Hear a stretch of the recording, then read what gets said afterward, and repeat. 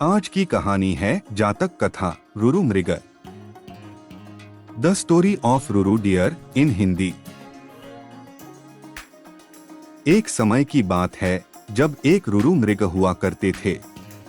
इस मृग का रंग सोने की तरह, बाल रेशमी मखमल से भी अधिक मुलायम और आंखें आसमानी रंग की होती थीं।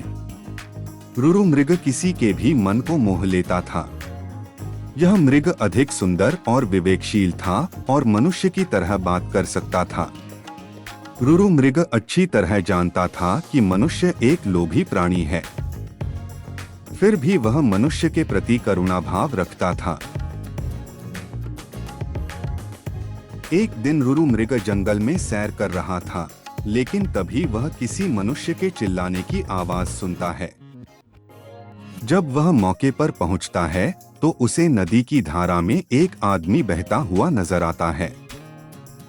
यह देखकर मृग उसे बचाने के लिए नदी में कूद पड़ता है और डूबते व्यक्ति को उसके पैर पकड़ने की सलाह देता है, लेकिन वह व्यक्ति उसके पैर पकड़कर मृग के ऊपर ही बैठ जाता है।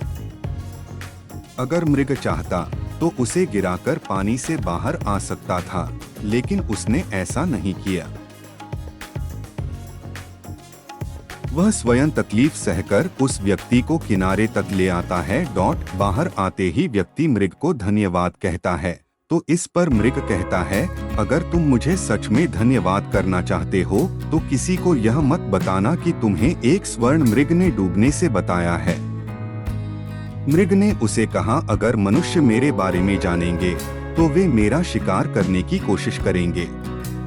यह कहकर रुरु मृग जंगल में चला जाता है। कुछ समय बाद उस राज्य की रानी एक सपना देखती है जिसमें उसे रुरु मृग दिखाई देता है। रुरु मृग की सुंदरता को देखने के बाद रानी उसे अपने पास रखने की लालसा करने लगती है। इसके बाद रानी राजा को रुरु मृग को ढूंढकर लाने के लिए कहती है। राजा बिना देरी किए नगर में ढिंढोरा पिटवा देता है कि जो कोई भी रुरु मृग को ढूंढने में मदद करेगा उसे एक गांव और 10 सुंदर युवतियां इनाम में दी जाएंगी।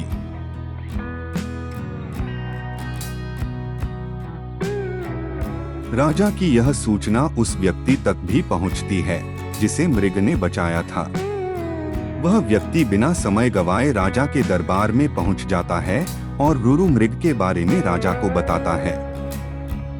राजा और सिपाही सहित वह व्यक्ति जंगल की ओर चल पड़ता है। जंगल में पहुंचने के बाद राजा के सिपाही मृग के निवास स्थान को चारों तरफ से घेर लेते हैं।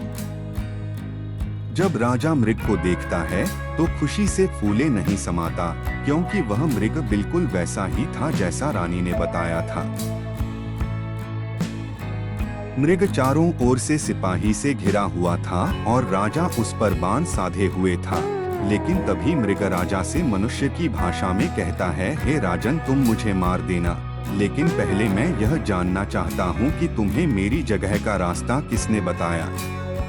इस पर राज ने उस व्यक्ति की ओर इशारा किया जिसकी जान मृग ने बचाई थी। उस व्यक्ति को देखकर मृग कहता है, निकाल लो लकड़ी के कुंदे को पानी से, न निकालना कभी एक अकृतज्ञ इंसान को। जब राजा ने मृग से इन शब्दों का मतलब पूछा तो मृग ने बताया कि उसने इस व्यक्ति को डूबने से बचाया था।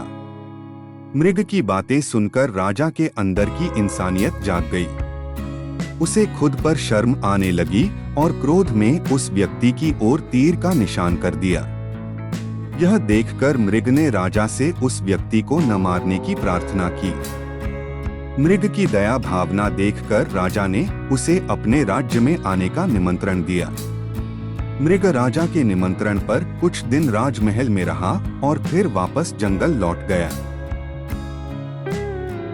इस कहानी से हमें यह सीख मिलती है कि हमें किसी का एहसान कभी नहीं भूलना चाहिए, चाहे वह इंसान हो या जानवर।